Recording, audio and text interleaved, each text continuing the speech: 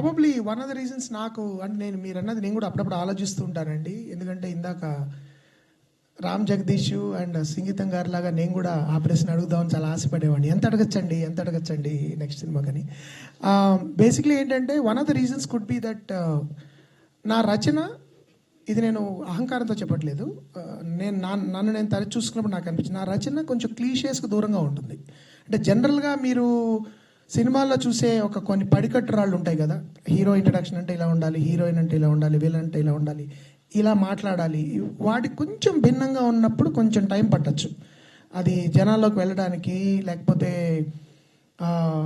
చొచ్చుకొని పోవడానికి, వాళ్ళకి అర్థం చేసుకోవడానికి కొంచెం టైం పట్టచ్చు. కానీ నేను ఎప్పుడు 20 ఏళ్ళుగా నేను సినిమాలు తీసి ఇంకా తీయగలుగుతున్నానంటే నాకున్న ఒకే ఒక బలం నా ప్రేక్షకులు.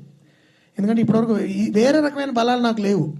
ఎందుకంటే నాకు ఫైనాన్షియల్ బ్యాకింగ్ కానీ, ఇండస్ట్రీలో నాకున్న బంధువులు నేను కింద పడిపోయిన లేపి నన్ను ప్రాప్ చేసి నిలబెట్టేవాళ్ళు నాకు ఎవరు లేరు. కాబట్టి I have to only trust my audience and trust there ability to support మీ.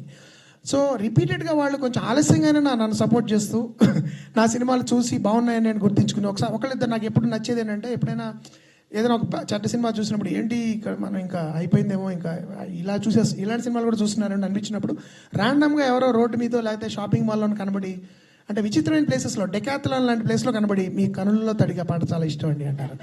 లేదంటే డెకాథలాన్ అంటే స్పోర్ట్స్ గేర్ అమ్మే చోట, అక్కడ మనకి ఊహించాం ఇలాంటి వాళ్ళండి.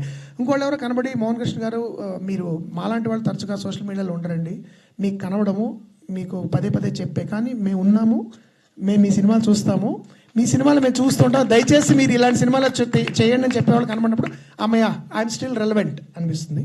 సో అది నా దృష్టిలో ఇమ్మీడియట్గా ఎక్కేసిందా దిగేసిందా కంటే కూడా, because art is not some kind of a drug. I think art should be like you should saver it over a period of time.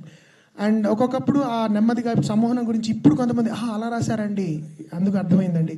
అష్టాచమాల dialogue ఇందాక శ్రీని గురించి రూప అన్నట్టు ఆ డైలాగు 5 ఏళ్ల తర్వాత నాకు అర్థమైంది ఏంటంటే I will be even more happy actually. అందుకని బట్ అదొక ప్రిన్సిపల్గా చేసుకోకూడదండి. ప్రేక్షకులకి వీలైనంత సరళంగా ఇమ్మీడియట్గా అర్థమయ్యేలాగానే సినిమాలు తీయాలి. That's what I believe. ఒక్కొక్కప్పుడు ఆ ఆలోచన ధోరణి వలన, వాడిన భాష వల్ల కానీ, ఆ సెన్సిబిలిటీ వల్ల కానీ కొంచెం టైం పట్టచ్చు. But as long as the film stays with the audience, as long as the cherish it as valuable, I'd love to continue like that.